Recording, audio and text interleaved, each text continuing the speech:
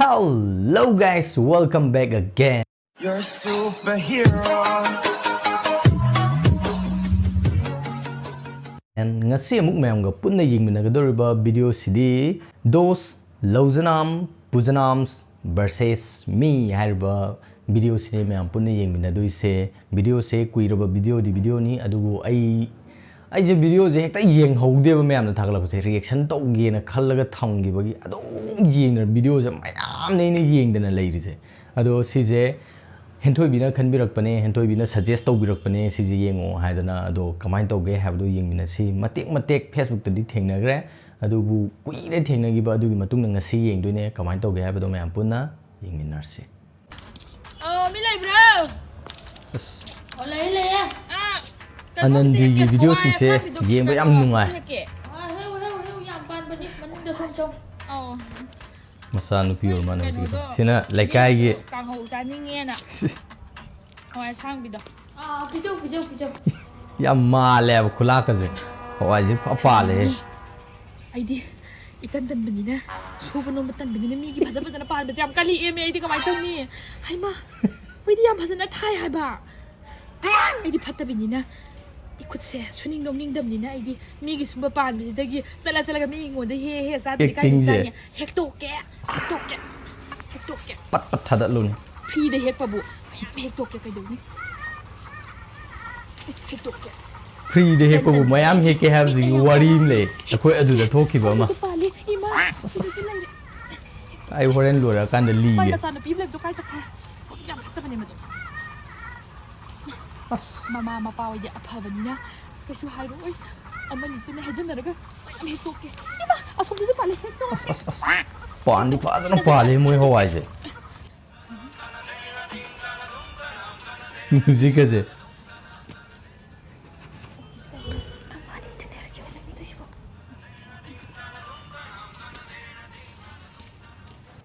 khumjale ha amani tane amanita hoi mathangi numitta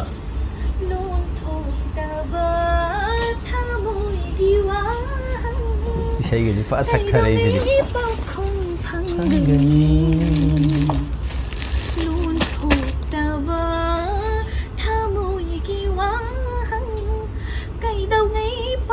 isai sakwa hai sini usal lai je as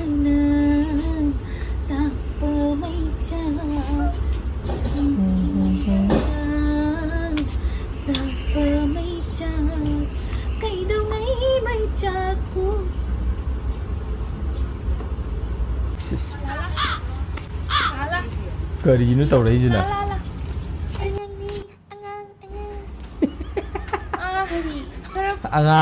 angang kusa jini o kai no sarap aso ba di luai gre o du yaw de sala kai du ju mum to ne sengam am ta sengam au sengam pigi se pigi se toro sala jene de hai ma mai kha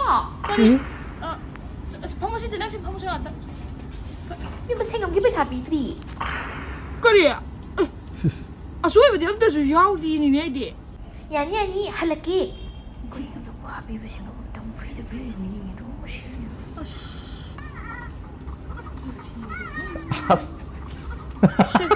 lupa sama ga bichalle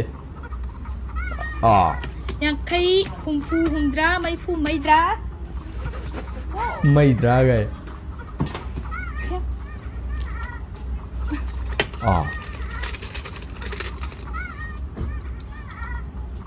ani mari manga taru kaya nipan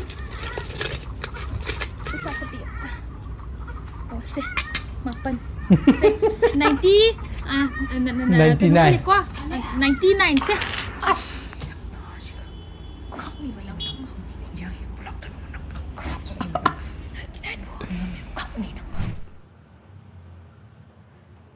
revenge lower doing hiện dạng hi cũng lẹn sa di pi zum le mi ni Ibema. Oh, idum za. Noi maroi ngakpiyu amanita hekeba. Amanita. Hoi amanita ne. Nangbu phi phauramira. Oh. As noi na ne nasak phajariba. Phajani? Khangde da idom zawidi noi matamdo. Ningsingai da hojikta. Phauro. Maroi amanita heke. Noi ta modo pora jani. Karibu thoga ba.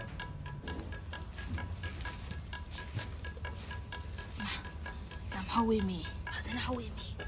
Maroi makam ta su thara janing da bane ba isina. Ni ya su fazana hawi zidi. Tan da ba moi na thani, atan ba khoi na sani. Kaidoni natra. Hai ja. Magi dialogue se mi duna khalam do mandra. Koi di ne. Khandra zo dum khalan ba da. Mu haw ba laite hai bi ba. Smar gi koi da. Wai ge je. Ta ka ta ba ni na phi da thap su koi. Aya. Hayeng na mu kai dom hek pala ka ni nga sin mu. Hingchabi ko phoi ne mai je.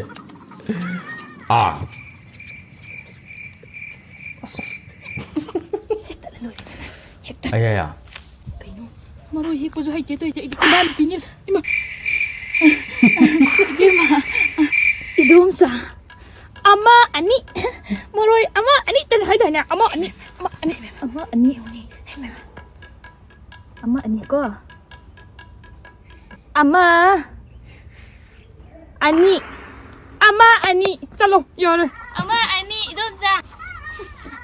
How biru ro bora. Chalo. Shoo. Ge. Pati. Maroi ama ni hai na. Ama ani kage.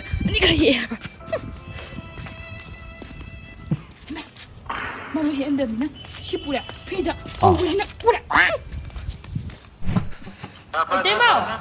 Dem leibro. Kaino ta. Kakak kai. Ibe ima laitaba. Kuma di laiti ka dorami ka. Gari do duwai to. Kuma da hang. Nama nga sai na wari sanamni yaramni ne. Ai phone haina lam puthoro ne sodo. Ko kuiri da na choka. Kuya simum ta ni. Ai gari do nga ngai long pur cha khredo. Ai pharak chi ta ne bai ju. Tok cha sin je moi na gari do pur na ai gari do le di ai gari cha ya ba. Kaka sa ji no ro la ma. Sodo puthoro.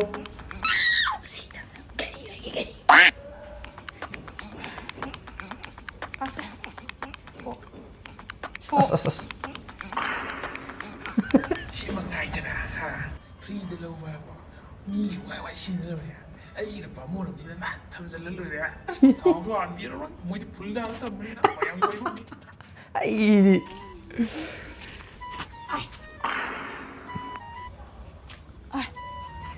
Gari laiti hai ne mana. Gari ana nu pugi hai ne ba thama maga khoi je puri ne. Nuai ni.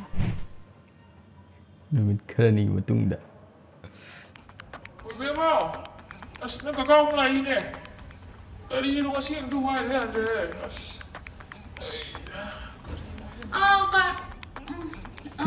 Kakak ai lai kali. Noi gari masa ani sudai. Nang kakao to wai dia dre ngasi ta ai ya da sai buk ta.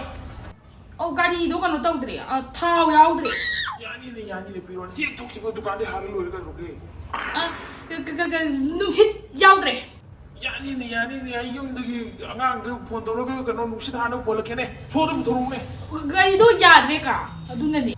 Ya da bo ka da de ya de no yeng ne ai yeng gari no ko to ro to pur ge ne be ma so de thorong ne. Ai thabak sa tuini ka.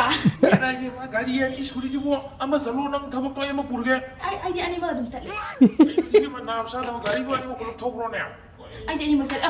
Pum tare thingi. Pum tare thingi. Ai gari. Gari ju yaugde. Ai thingi ka wai ani ma dum sini. Ai di ani ma sini dum chatle. 我老了，小伯伯来买药，听你说来买药。 Gari wai la ko da ge. Ai no wai da sumai khan de da. Ado mi je asumai na da khalam do le ko ma do. As.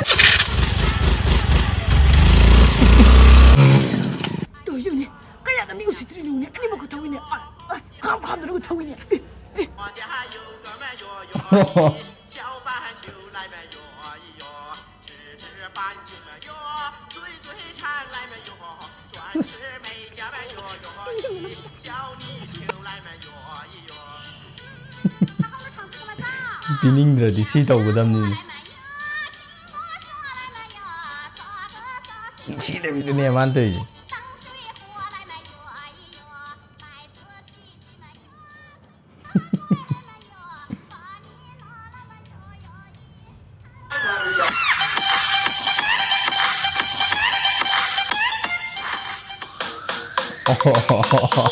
ꯂꯣꯏꯈ꯭ꯔꯦ okay